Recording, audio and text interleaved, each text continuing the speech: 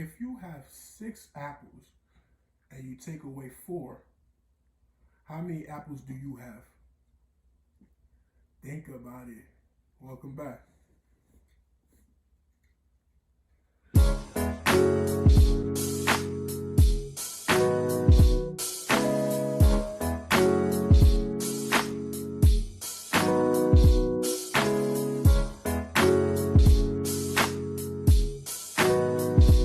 Hey, gonna love it.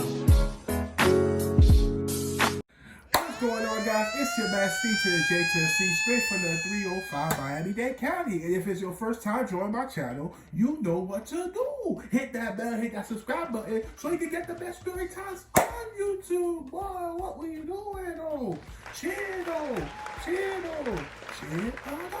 Welcome back to my story, guys. It's your man it's your host with the most smoke. Get your dumb ass smoke. C to the J to the C, bringing you the best story times on YouTube.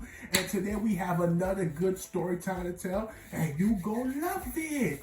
This is part 3 of my first month of therapy. If you didn't see part 1, go to my channel right now, skim through my videos, and find part 1 of my first month of therapy. If you didn't see part 2, after part 1, watch part 2. If you saw part 1 but didn't see part 2, then watch part 2, then come back to the video.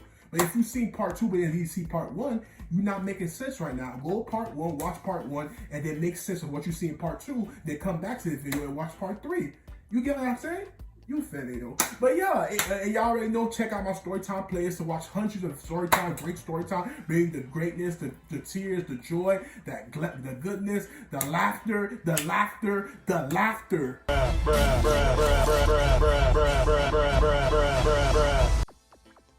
Bro, what we doing? But yeah, y'all already know I appreciate every single one of y'all. And yeah, today, part 3 of my first month of therapy. Let's start. So y'all know where I left off. Like, she basically told us of like the notepad, write how we feel every single day, things like that. And then she had asked us, I'm trying to remember, and then she had asked us like the next day, coming out that cycle, you're in that never-ending cycle, and find a breakthrough to basically get back to normal, like get back to that peace that you once have. And things like that, like breaking the cycle. So we remember from part 2. Now let's continue from that. So our next session, she basically talked about Sonia talked like she said she wants to see us in person, and I was like, yeah. She said we're going to take precautions. There will be corona tests. It's okay if you don't want to come. He said, but I really want you all to come because it's really gonna be a breakthrough. And things like that. She wants to bring out notepad, and then she basically sent us all the address of where she wants to go to meet for the first meet in person for therapy, things like that. And we was like, what, you know, but I was like, okay. And things like I said I'll go because it has been helping me kind of. And then she basically said she wants to bring out notepad there, and that's gonna be the 1 week deadline. And then she wants to see like what we've written so far. And she wants to be at that. It was a kind of resort. I didn't even know. Like she basically like. So when she said she wants to see us there and things like that, we was like okay. And yeah, like I was hesitant, but we was like okay, like we fine with it. So we gonna see each other in person and when we time. She said there will be corona tests. He said if you guys don't bring masks, there will be masks available. There will be gloves, all of that. And she said and I also have a gift for each and every one of you guys. Like, yes, okay. Like she said she got a gift for us. So we was all kind of excited about it. We were looking forward to like seeing each other in person and things like that because we are in Orlando. So yeah, continue from that. She basically said the next session of our group therapy session in Zoom, she was basically telling us like what happens when you like when you basically add more things to a fire. You say it keeps burning.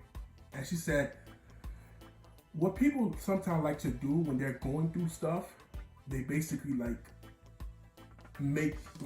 put so much things in the fire that's already heating up, that they make the process of solitude and depression, things like that, consume them so much because they're adding wood and more things to the fire and making that fire rose. They said now through that, it's not a process of like getting rid of the fire so quickly. It's a sprinkle of water every single day. A sprinkle of water every single day will bring a little light heart to the fire, to the point where the fire slowly diminish. But it's a process of diminishing, not a process of raising. He said, like, let's say CJ, for example, she used me as an example.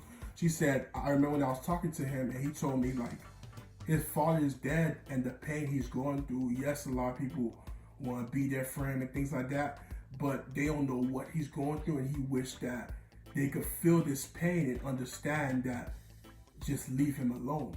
He wants them to feel the pain that he's feeling. Now, what CJ is feeling of the loss of his dad on Father's Day, it's a hard thing to swallow. It's really hard and it's really sad. But for him to have the mindset of, I want every single person to feel the same way I'm feeling, would you want hundreds and thousands of people around you to have the feeling of losing somebody?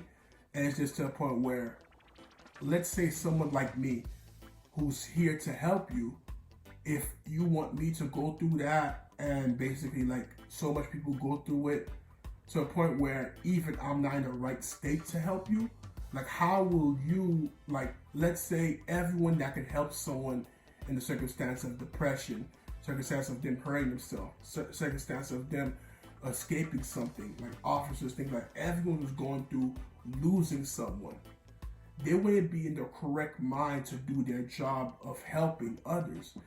And if they can't do that, then those people that's going through it will even, it'll get worse for them. They'll basically won't know how to control their emotions. They won't know how to control their surroundings, control what's going on with them.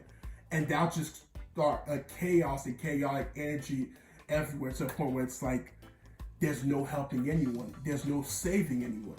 And he said, and that's why I wanted CJ to rethink his mindset. Because it's just, you guys could go through this, and you guys, I'm not saying, and feel every emotion you have, but some of you guys don't want to feel it, and it's okay to feel. Some of you guys, you've seen and witnessed what you're feeling, but you haven't felt what you're feeling. At first, when she said that, I was just like, what the F is she talking about? You've seen and felt, you've seen and heard what you're feeling, but you haven't felt what you're feeling. So I didn't get it at first, and she said, and the meetup that I'm going to do in the place that I want y'all to be there is gonna make y'all feel the feeling, and that's where I want y'all to truly go to truly start the road to recovery.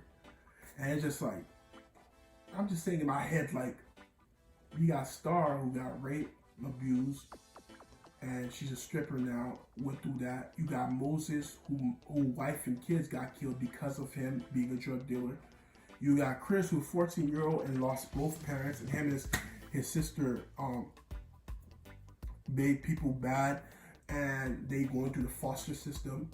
And you got this Ethan, who had a car accident, and who basically like every time is basically shivering. So like, it's just a lot of people going through all that stuff, and I'm just saying to myself, like, how does she think like she's gonna make us feel what we feel and start the road of recovery when we meet in person? So I didn't know, but she said, and it was a Thursday when we finally did this meeting. So he said tomorrow there won't be any meeting. There won't be a meeting Monday too either, or Tuesday. And she said, because I want you guys to write as much as you can in a notepad, and then we're all gonna meet each other in person on Wednesday and find something process. So I was just like, okay. So yeah, we didn't have therapy sessions for all those days. And those days I was just writing, like basically like in a notepad, saying every single day I felt something. I was just like, so in the kid like a diary, you know, that dear diary, like that. Like, you know, I was never in it, but I just write how I feel. So like when I was angry, I said, I'm mad right now. I'm tired of this shit. Like, what the F? I lost my dad for real. And things like that. And I said, my dad's wife, I know she's responsible. She gonna pay. I'm just writing all the things I'm feeling. I'm like, what the F I'm doing with these therapy sessions? It's like, it has been helping a little, but it's like, what the F? And I'm just saying, dang, I'm just in my room, not doing shit. I'm writing everything, bro. Every second, I'm just writing everything. And it just really felt like like I wasn't. I'm not gonna say it made me feel like you wasn't alone in a sense. I don't know how to explain it, but it's just like everything you feel, you just writing it down. You just like what the hell, like and things like that. So soon it was Wednesday. It was Wednesday. I dressed up. I knew the meeting was at 6:30. She gave us like an hour to get there. So then, good thing I got paid on that Thursday, so I saved my money and I took Lyft. Took Lyft to the location. Got to the location, and man, the thing it was a huge house. It was like a foresty area, like a lot of trees. It was like a huge patio, chairs, all of that, and then it was like inside. Went inside. There was like vending machines. There was slides. There was like she really like brought us to a peaceful place. And then we got in. So we went in. And he said, "Okay, guys, you guys have your notepads." And he said, "I got all y'all gifts." And she said, "I'm gonna give y'all a gift after the session." It was like, "Okay." But he said, "You guys got your notepad?" I was like, "Yeah." She said, "Put it in this box." I'm like, what? She put it in the box, and then she shook the box. And she said, "Each of y'all is gonna individually come and take a notepad out the box. When you finish taking the notepad, I want you guys to read the first 3 pages." So I'm saying in my head, like, what the F? Like, you gonna make them read what I wrote, like how I feeling? Like, what? How I feeling? But it's okay, it is what it is. So then, yeah, we all took and things like that. And she said, "I want y'all to read the notepad." I'll just stand and then when each time you're done reading, I want you to like put your hands up like this. You don't have to for long, but once I see you, I just want to know that you finished reading. So she said, and we'll like truly start when everyone's done reading the notepad that they picked out. I was like, okay. So I'm reading my notepad, and then this person, I think it was Amanda, because this person's talking about like, today, I woke up thinking about alcohol, thinking about drinking myself, this pain I'm feeling. She said, "I'm inside and just thinking about other things." He said, "I'm looking at buildings while I'm driving and feel like, what if I crash my car into those buildings? What would happen next?" He just wrote all of this down. He said, "Today in therapy, we did find some type of answers and peace do what we were thinking." She said, "But will this help me? I'm not sure." He said, "My family keeps on asking if it's helping. I don't know what's helping, if it's helping or not. But one thing I do know, I'll slap him if the next person that asks me that." I'm just reading all of this and just like, wow, like, and I'm just in my mind it's Amanda. I don't know who it is. But then, yeah, like I read through it. It's more explicit stuff. I'm not gonna say, but yeah, we all. When I was there, I raised my hand. And all of a sudden, sooner or later, everybody raised their hand. Everybody was there reading, and she said, "Now that y'all read each other's notepads, tell me how you were feeling when you're reading notepad." We're gonna go like everybody could say at once or one by one, and I was just like, I was feeling bad for them, like bad. He said, "Why did you feel bad, CJ?" And I was just, because like I'm just saying to himself like you don't have to run into a building and kill yourself. You don't have to feel that way. And she said, "You're saying they don't have to feel that way, but yet you feel that way." And I'm saying, yeah, because I lost my dad. She said, but you're just saying they shouldn't feel that way, and you don't know what they're going through. And she said, "Yes, everyone said what they're, but you don't know who's you read, because I told everyone not to write their name on a notepad." He said, you don't remember who it is what they're going through.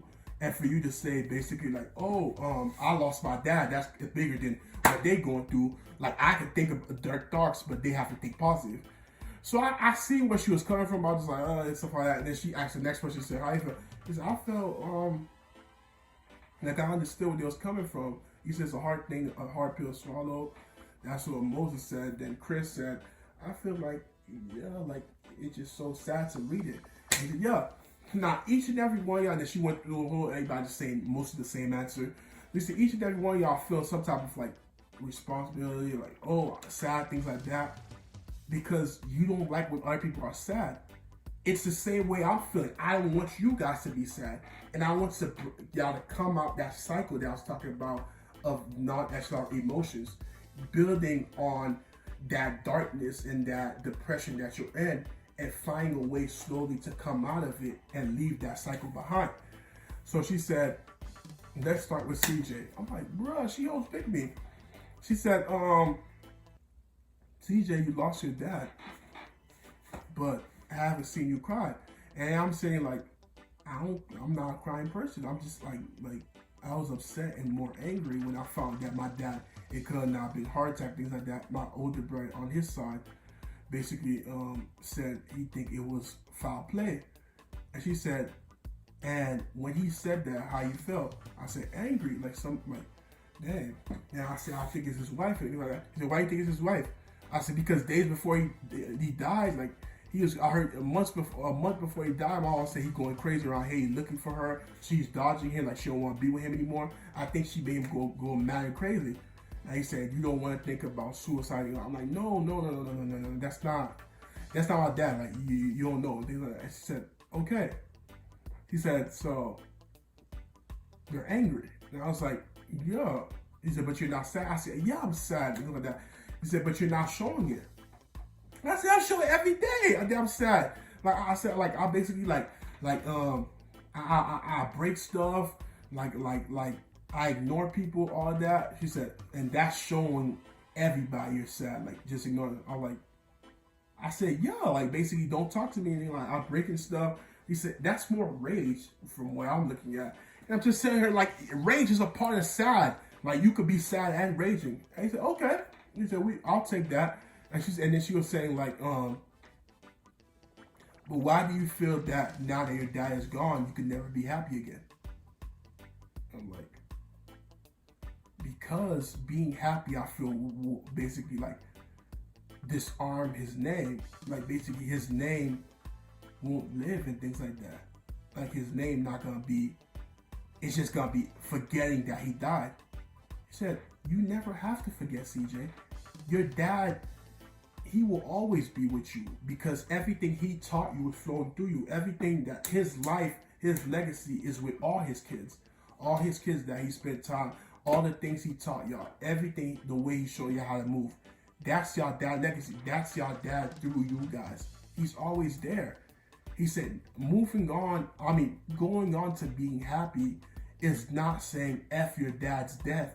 It's basically saying, Dad, I'm going to live and be happy in your name, but also never forget what you showed. And you're saying, it's my dad, man. It's my dad.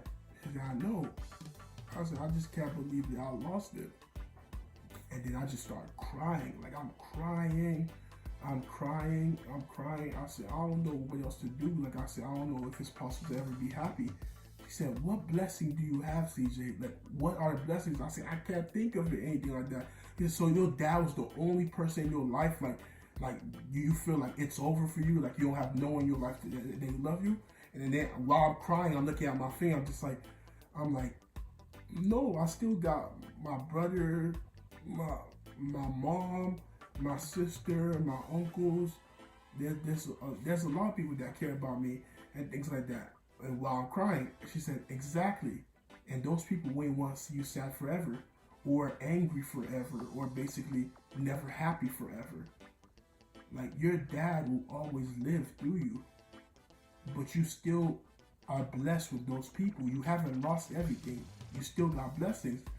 And thinking about it, I'm like saying, she's right. Like, I'm just thinking I lost my dad, so my whole world shut down, but I still got my mom, still got my family. It's just like, through that paranoia and everything I was going through, I just forgot all about that.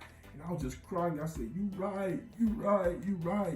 And things like that. And she said, you see? He said, now you're feeling what you're feeling. And I get what she was saying when she said, you're feeling what you felt. When she said that before, the last time I didn't get it, but now I truly get it. Like, feeling what you felt. And then she went on to Star and started to feel like she every time she's walking, she don't feel like she's safe. Like someone's looking for her, someone's coming to get her to rape her. And like he said, and do you ever feel like you could walk in peace? And he said, no, I just feel like I'm unsafe. He said, have you ever? And then it was basically revelations for a lot of people. Like, she basically told us, like, you can get out of this. you can go on and be happy. You could go on and be joyous, but don't ever have to forget what happened to you, what happened with people around your life, things like that. And then just like, it was such a great session. She gave us the gifts. The gift she got me this cool brown khaki jacket, and it was like badass, like cool brown jacket. I had a white shirt. I had this